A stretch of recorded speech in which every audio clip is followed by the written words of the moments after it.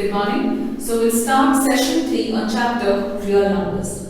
So here in this section of session 3, we have something to learn about irrational numbers. So what are irrational numbers?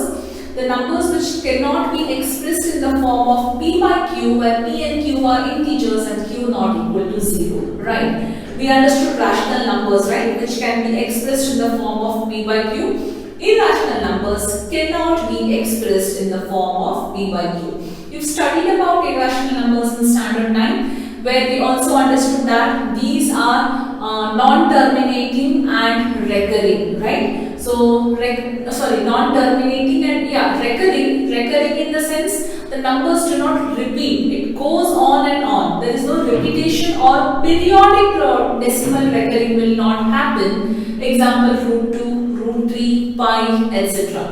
So, suppose you divide a particular number. If I get a number as 0.3 bar, or I get a number as 0.3142 dash dash dash, goes on. No particular number which is occurring after every intervals. This is rational, wherein this is irrational. Right? That is what you studied in standard 9. So here we have some numericals based on irrational numbers. They are quite complicated to understand, but there are few steps what we have to follow in those sums, and we have to just write in those steps only. So let's start quickly with an exercise. It's a very small exercise with just 5 to 6 sums in that. We'll complete that today. So, what is the first exercise question? Tells us that prove that root 5 is irrational. We all know that root 5 is an irrational number. Then what is else to prove? But we have to prove that mathematically. Now, to prove this mathematically, there are some steps what we follow. But to this, we first assume that root 5 is rational. Now, how do you assume a given irrational number to be a rational? That's a content, that is a contradictory statement, what I can say, right? We know that it is not rational, but still we assume that it is a rational, and on that basis we go on proving. So at the end, that contradictory statement goes false, and there we prove that it is irrational. Few steps, as I have told you, they are common, which we have to write. Let's see how do we start with this solution. Let us assume to the contrary that root 5 is rational.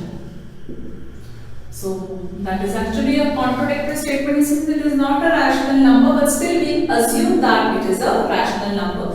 So if it is a rational, that means we can express root 5 in the form of p by q, right? So let's go with that. This implies root 5 is equal to a by b, where we can say where a and b are co-prime and their HCF is 1. Okay, till here it is done. Now next what we will do is we'll cross multiply b root 5 is equal to a. Squaring on both sides.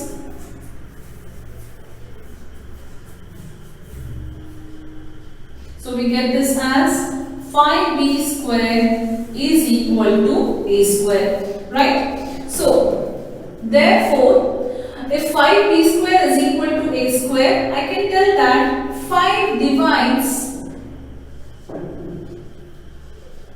a square, but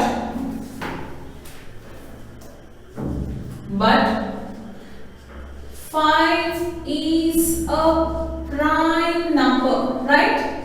It is a prime number. Therefore, 5 also divides A. So if it is clear till here, this is the first part of it. Let A is equal to 5C.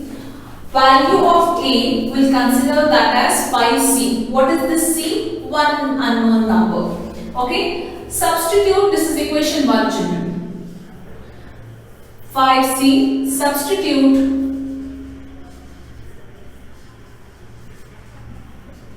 in equation 1.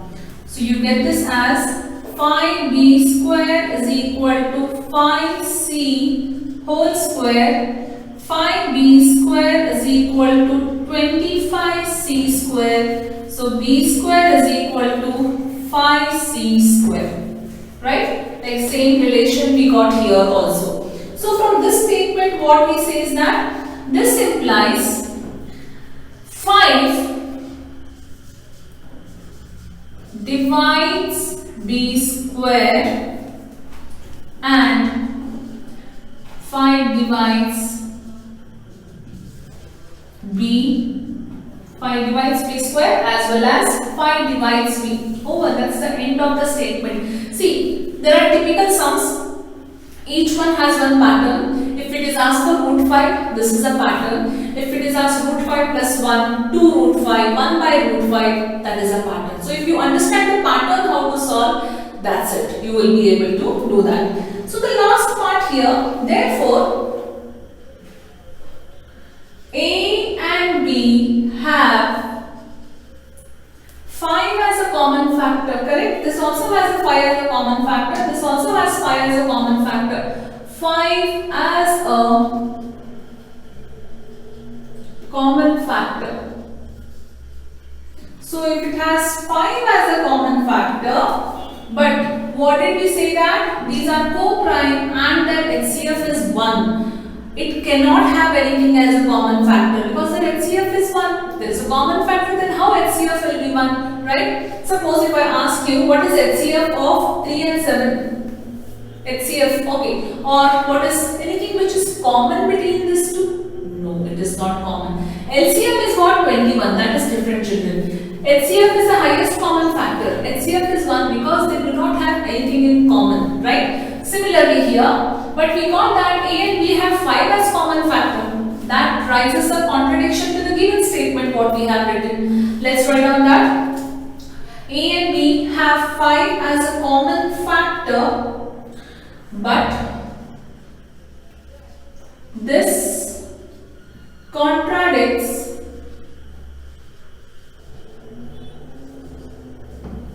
that A and B have no common factor other than 1.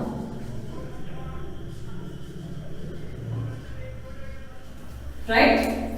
Therefore, this contradiction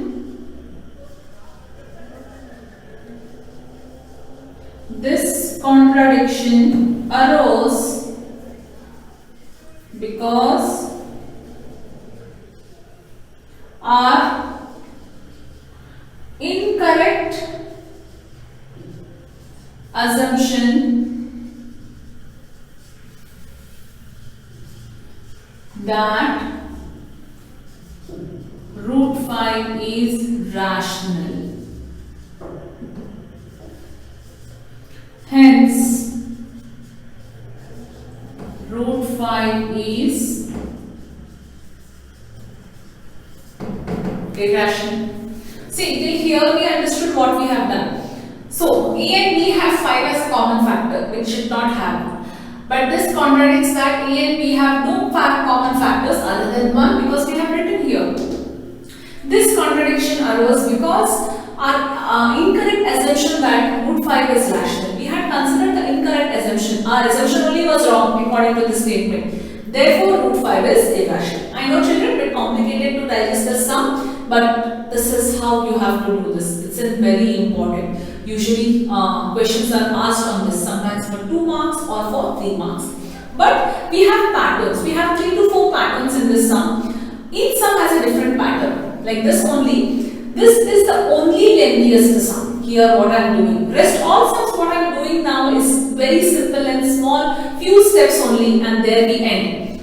But the thing is, I'll tell you till this step, till here, this step and these steps are common for all the sums. Only the thing is this part will change. So you need to only remember this and this perfectly. The rest will just go with the sum how it is, right? So now what we will do is I'll only erase this part and I'll see what I want from there. I will just write it. I'll quickly move on to the next sum. I'll not give any homeworks.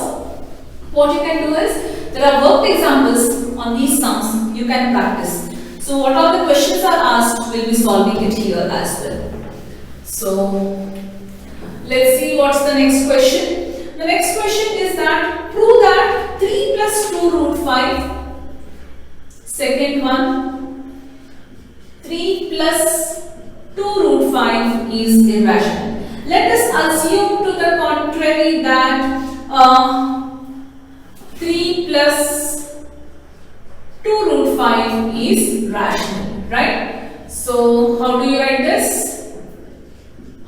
3 plus 2 root 5 is equal to a and b, where a and b are co-prime and their HCF is 1.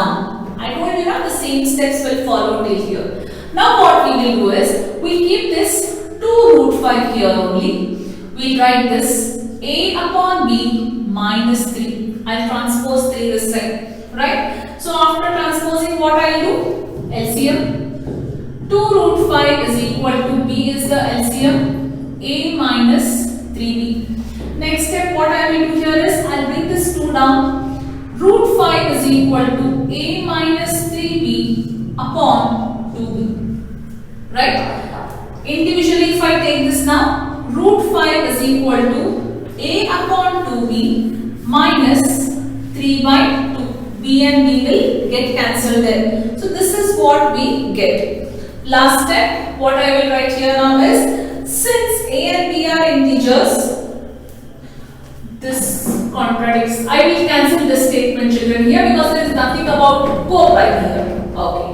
From here it is the same. Till there I will write here, since a and b are integers, therefore a upon 2b is rational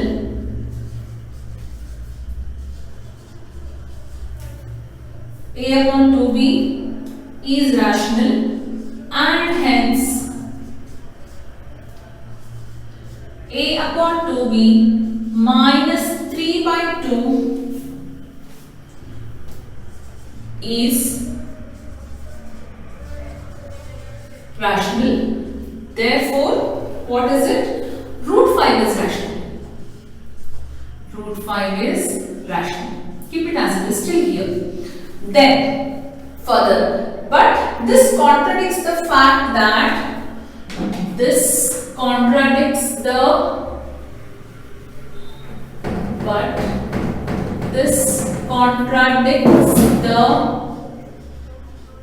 fact that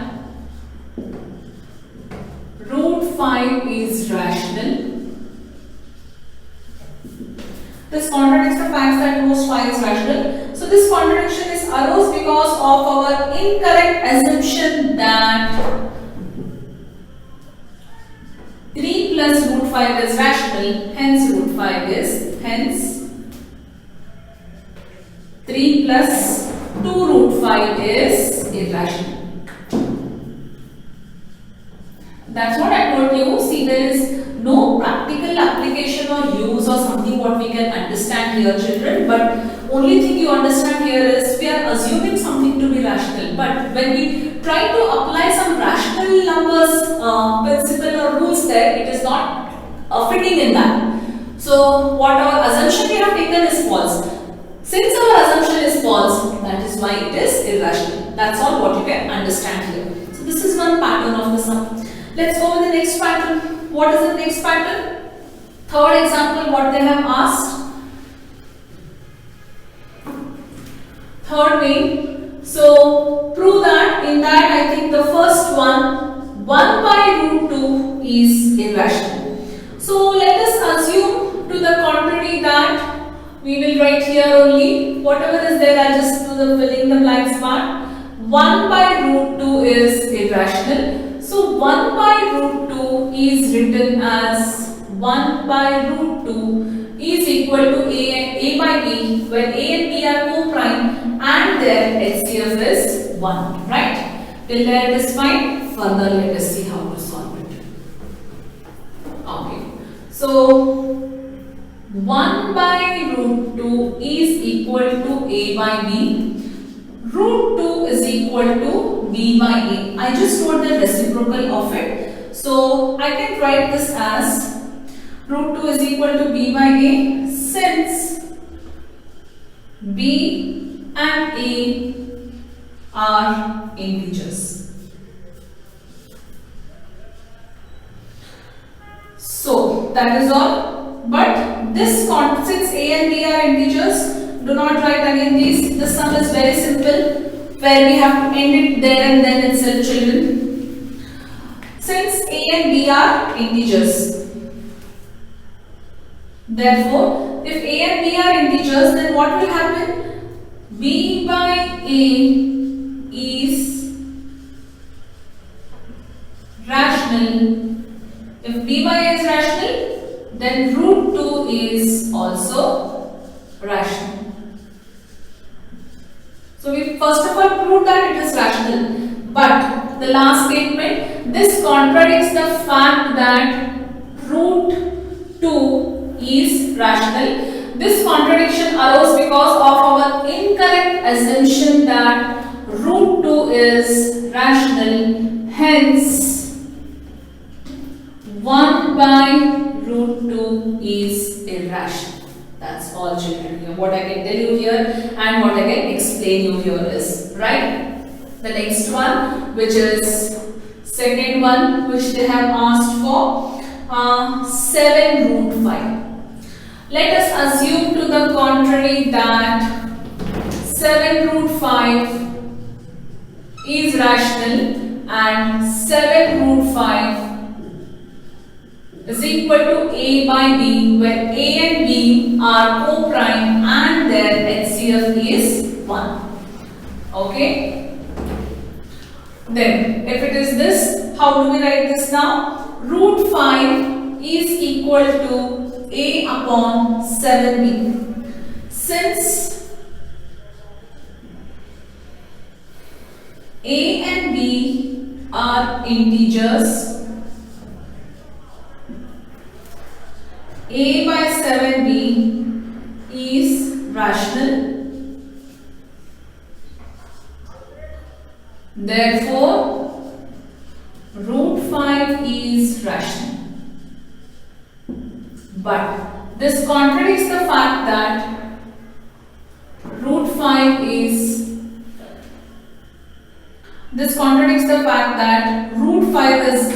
what you can say is this contradicts the fact that root 5 is rational. So the contradiction arose from our incorrect assumption that root 5 is rational. Hence 7 root 5 is irrational.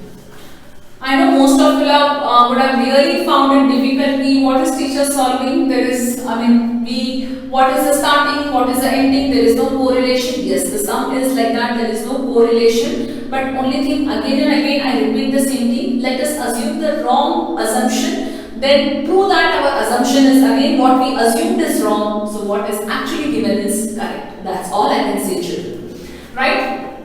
And the last one, which is 6 plus root 2. 6 plus root 2. Let us assume to the contrary that 6 plus root 2 is rational. So here also 6 plus root 2 is, so how do we write this here? Root 2 is equal to a by b minus 6.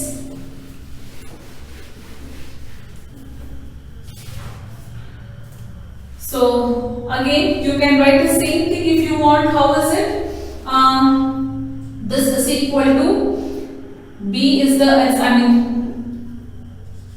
B is the LCM here, or again we do not have one more number. How was the previous number if you remember? The first one which was given 3 plus 2 root 5. Again here also it was there. There we took it as A by B. Upon there was one coefficient which came down so that it was easy for us. So there is no coefficient. Keep this as it is because this is one number, this is one whole number. There are no A by B again in the second part again. Since A and B are already we have individual terms here, are integers. Therefore, A by B is rational. So, A by B minus 6 is also rational.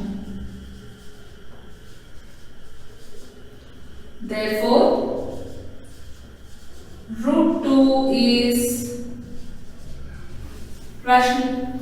But this contradicts the fact that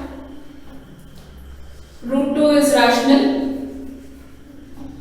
This contradiction arose because our incorrect assumption that root 2 is rational. Hence, 6 plus root 2 is irrational. Right? So, there we complete this exercise, children. Very important one. You will get the similar pattern of the sums. Just practice the first starting heading and this last part. Insert these things how we have done stepwise. Only the first one was a bit lengthy. So with this we complete an exercise on irrational numbers. Now the last exercise what is left is about a rational number. How do you know that the given rational number is terminating or not terminating? If it is terminating, looking at the fraction, looking at the given number, we can also assume that after how many decimals it will terminate. If you can just recapitulate in your 9th standard rational numbers chapter, we had a condition for P by Q, right? So, what condition of Q satisfies the given rational number is terminating and after how many decimal it is terminating? We had one simple question on this. What property of Q tells us that the number can be terminated? So about that property of Q will be studying in tomorrow's session, a very small session and again a very important session. With that we can complete a real numbers chapter.